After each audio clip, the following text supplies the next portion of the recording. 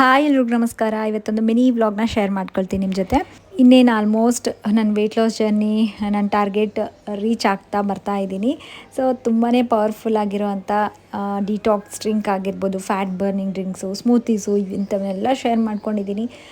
Literally ಯಾರಿಗೆಲ್ಲ weight loss ಮಾಡ್ಕೋಬೇಕು ಅಂದ್ಕೊಂಡವ್ರಿಗೆ ತುಂಬಾ ಒಳ್ಳೆ ರೆಸಿಪೀಸು.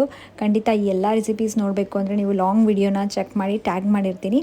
ಆ್ಯಂಡ್ ಇವತ್ತು ನಾನು ತುಂಬಾ ವೆಯ್ಟ್ ಲಾಸ್ಗೆ ಹೆಲ್ಪ್ ಆಗುವಂಥ high protein and high calcium ಆಗಿರೋವಂಥ ಒಂದು ಸ್ಮೂತಿನ ತೊಗೊಂಡಿದ್ದೆ.